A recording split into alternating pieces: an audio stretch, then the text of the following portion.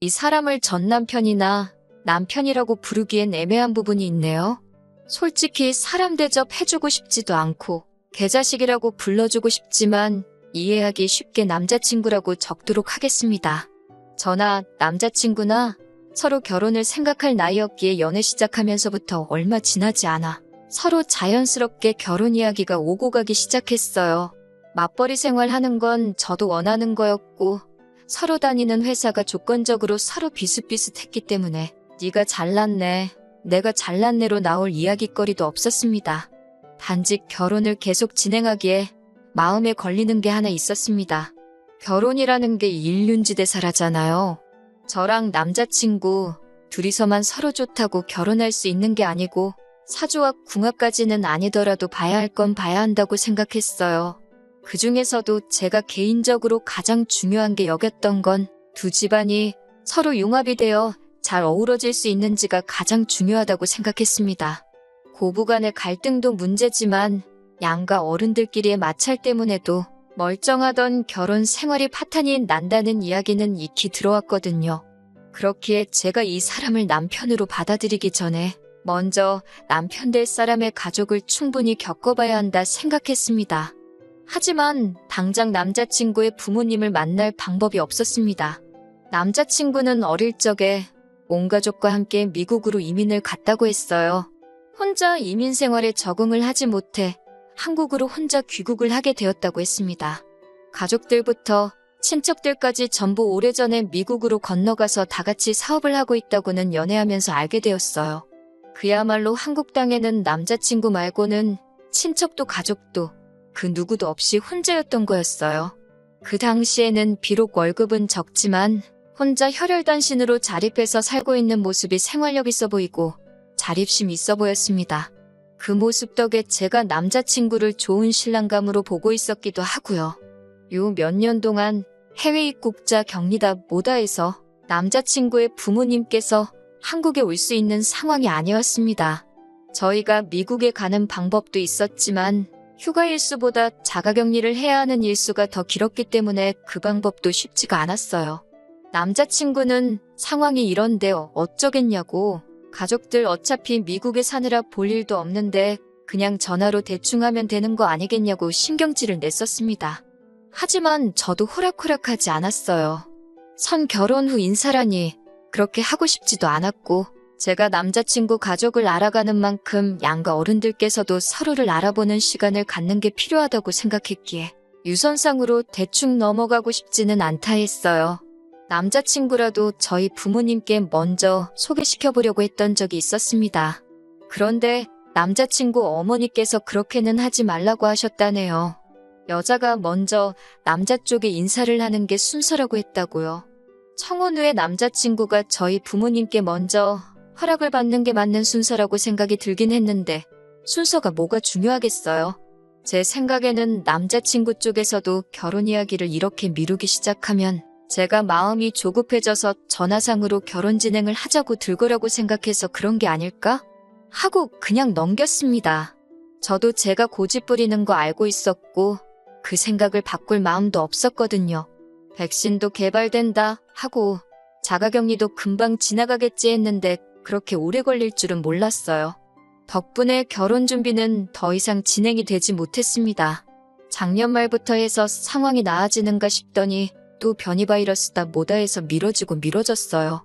그러다 올 봄부터 해서 하나둘씩 풀리기 시작하면서 결혼 이야기가 빠르게 진행되기 시작했습니다. 그만큼 저도 남자친구도 오래 기다렸기 때문에 저도 이제 결혼을 하는구나 싶었고 조금 들떠있기도 했어요. 남자친구 가족들이 친척들까지 전부에서 미국에서 살고 있다 보니 회사 다니고 있는 저나 남자친구가 휴가를 내서 미국에 다녀올 수는 없었습니다. 결혼식을 한국에서도 올리고 미국에서도 올리고 해야 했었으니까요.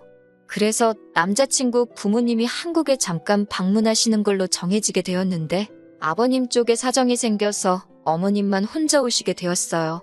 도착 일정이 토요일이라 저도 같이 공항으로 마중을 나갔습니다. 한국을 거의 20년 만에 처음 오신다고 들었습니다.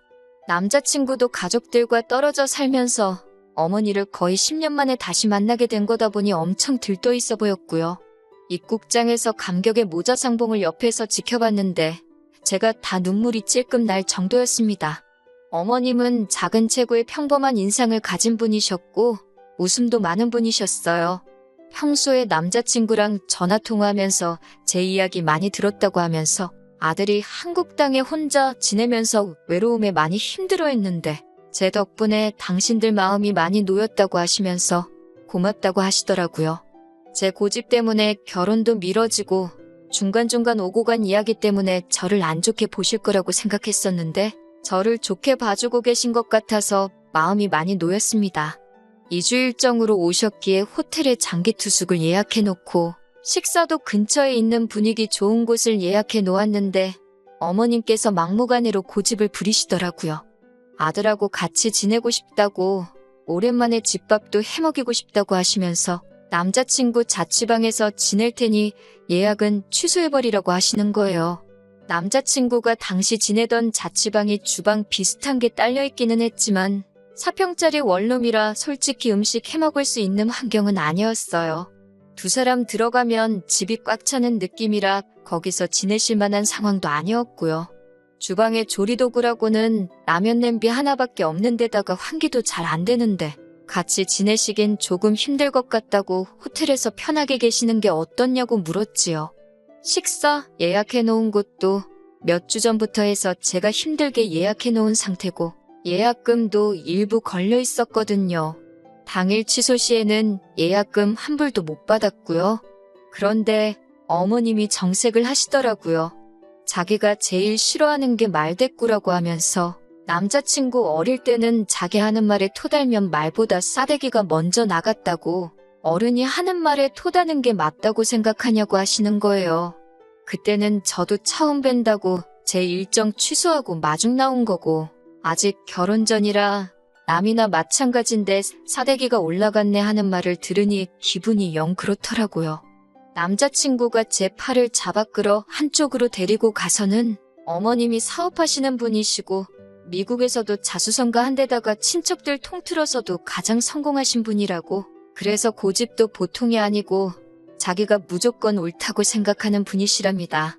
어머님 고집은 아무도 못 꺾으니 눈치껏 원하는 대로 해달라고 부탁을 해왔어요. 안 그럼 큰일 난다고 하면서요.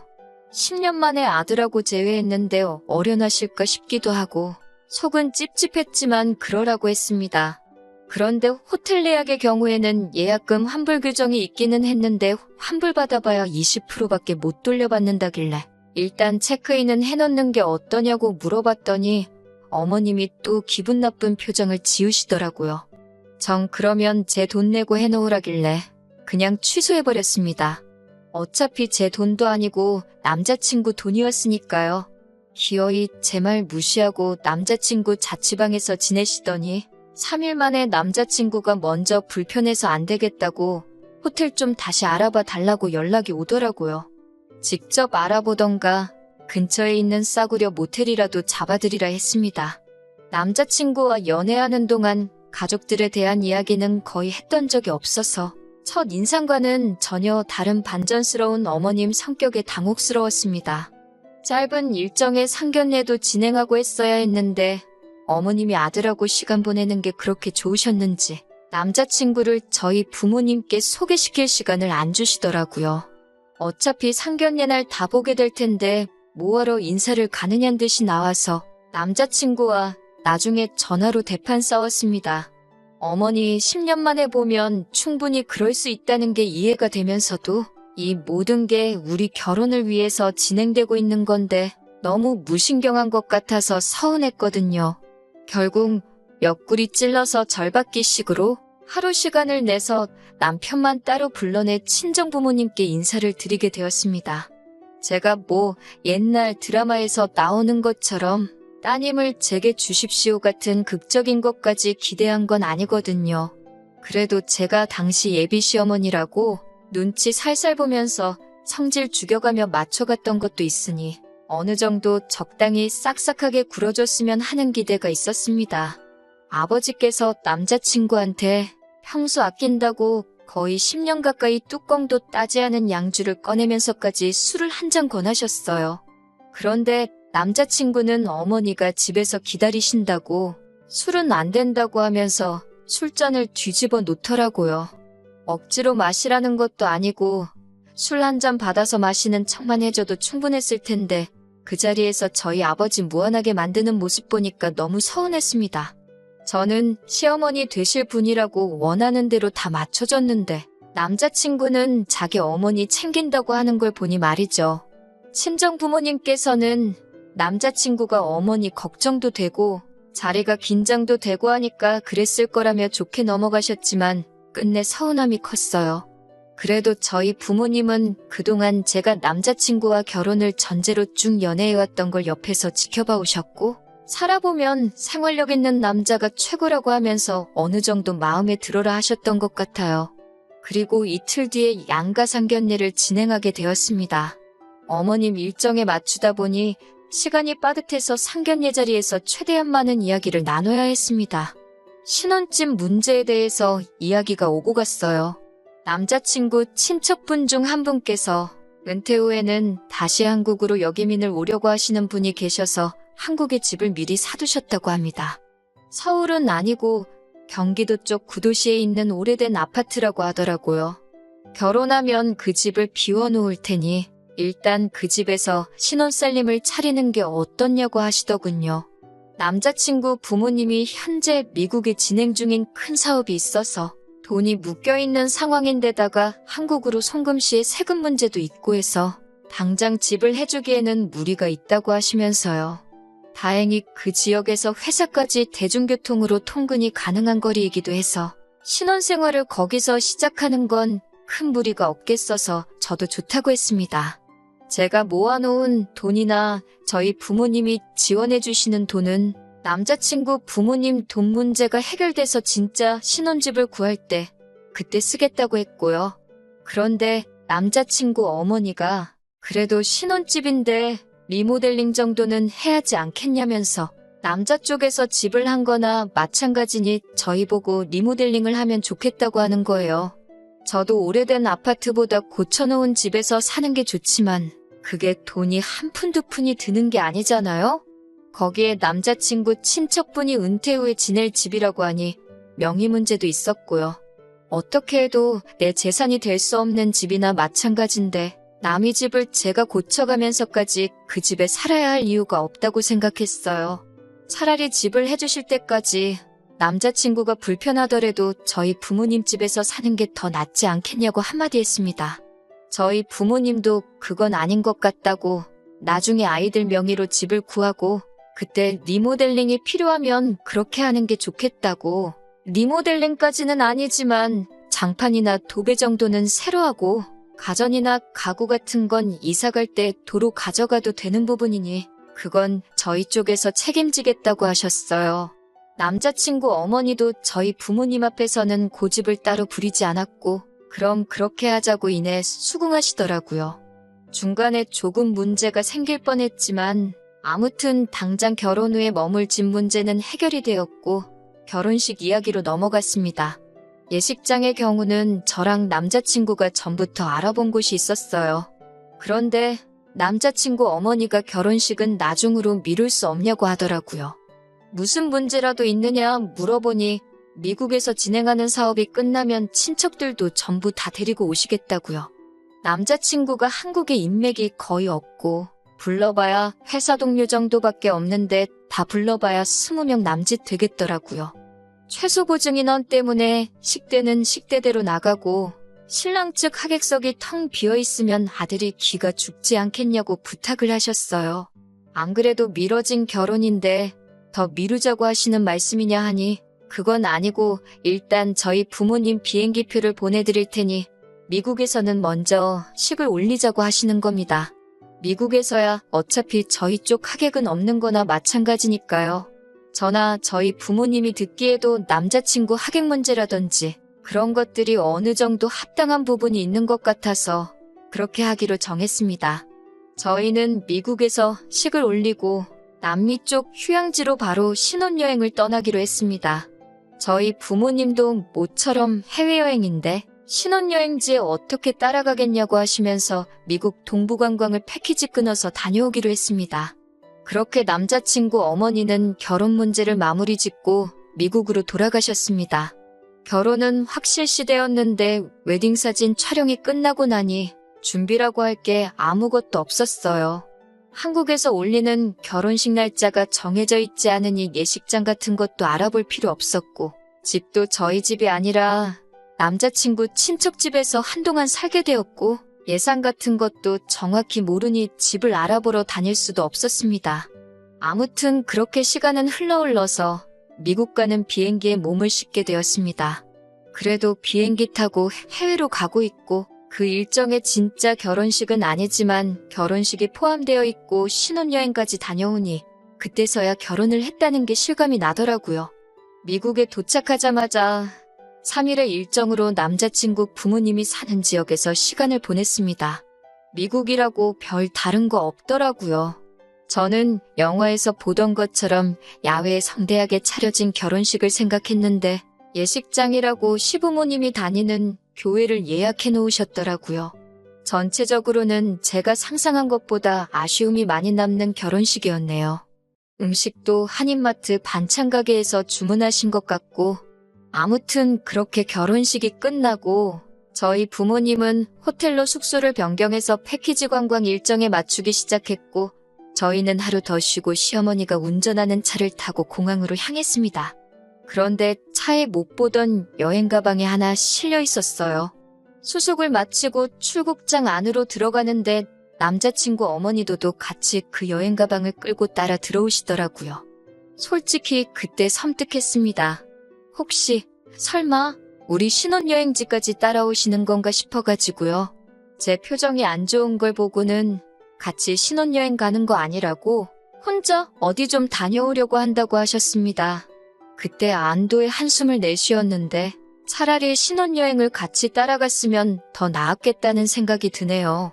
휴양지에서 신혼여행 즐기고 돌아왔습니다. 그래도 신혼여행이라고 유명 리조트에서 힐링도 하고 성에 차지 않았지만 진짜 결혼한 것 같은 기분이 들더라고요.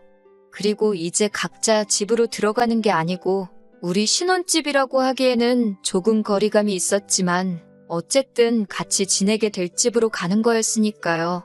그리고 신혼집에 도착해 현관문을 여는 순간 모든 행복했던 순간들이 산산조각이 나고 말았습니다. 현관문 열고 들어가니 안방에서 남자친구 어머니가 나오더군요. 비행기 타고 오느라 수고했다고 하면서요. 이게 무슨 누가 나를 가지고 장난치는 건가 싶었습니다. 옛날에 이경규 아저씨 깜짝 카메라에 당하면 다들 어안이 벙벙해서 있잖아요? 제가 딱 그 꼴이었어요. 이게 무슨 일이냐고 물었는데 남자친구 어머니가 당당하게 보면 모르냐고 이 집에서 아들하고 같이 지내려고 왔다는 겁니다. 저번에 한국에 왔다 갔는데 너무 좋아가지고 사업은 남자친구 아버지한테 맡겨두고 한동안 한국에서 지낼 거라고요. 그동안 떨어져 지내느라 못 받은 아들 효도도 받고 며느리 효도도 받으면서 살고 싶다는 거예요. 그러면서 자기는 미국에서 넓은 집에 살던 게 있어서 작은 방은 도무지 못 쓰겠다고 아들한테 엄마는 큰 방 써야겠다며 안방에다가 짐 풀어놨다고 하는 거예요. 남자친구는 거기다 대고 그러시라고 자기는 자취생활 오래 해서 작은 방 쓰는 거 익숙하다고 하는 겁니다. 이 대화에 제 의사는 중요하지도 않았어요. 아니, 애초에 신혼여행 다녀왔는데 시어머니가 말도 없이 안방 차지하고 학가를 했다는 이 상황부터 제 의사는 처음부터 고려 대상도 아니었던 것 같습니다. 너무나도 뻔뻔하게 방 차지해서 짐 풀어놓은 아줌마나 이제 결혼했으니까 어쩔 거야 하는 식으로 나오는 이 개자식 꼴을 보니 화가 치밀어 오르더라고요. 이게 뭐 하는 짓이냐고 소리를 쳤지요. 아들 짐 푸는 거 도와주던 아줌마가 저보고 어디서 배워먹은 버르장머리냐고 하더군요. 그래서 저도 아줌마는 이런 거 어디서 배우셔가지고 그러냐고 세게 나왔습니다. 시어머니한테 아줌마가 뭐냐고 저보고 막대 먹었다 어쨌다 하는 거예요. 웃기지도 않아서 혼인신고도 안 올렸는데 무슨 시어머니냐고 지금 이 꼴을 만들고 시어머니 대접을 받고 싶은 거냐고 어이가 없다고 했어요. 언성이 높아지니까 남자친구가 저번처럼 제 팔을 낚아채서 방으로 데리고 들어가더군요. 어머니가 어차피 사업 때문에 여기 평생 계실 것도 아니니까 그냥 계신 동안 맞춰주자고요.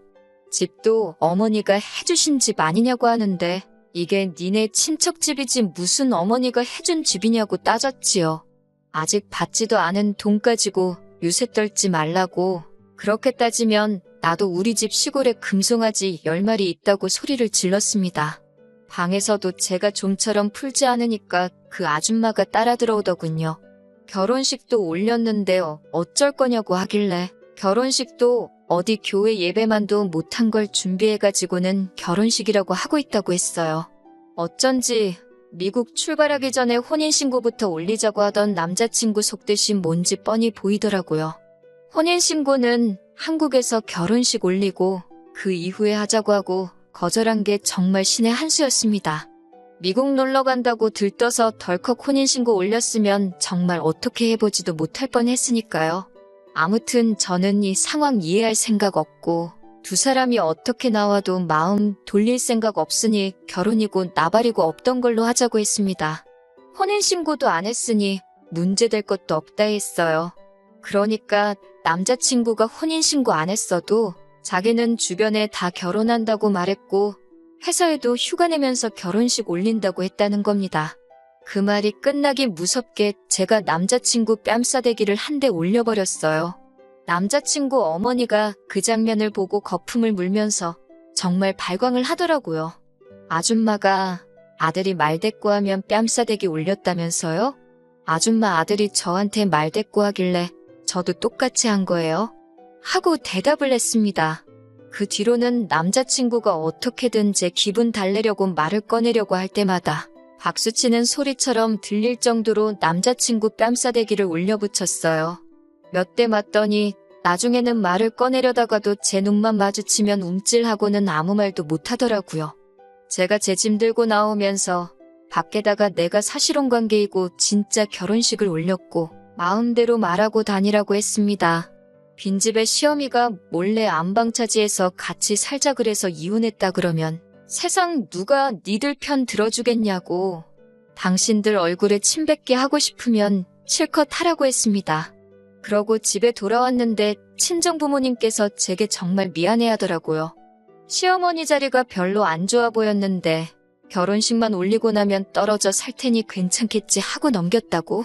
그 부모의 그 자식인 건 생각 못했다고 하시면서 말리지 못해 미안하다고요. 그런 결정 내린 건 저도 똑같은데 친정부모님 탓을 할 필요가 없었죠.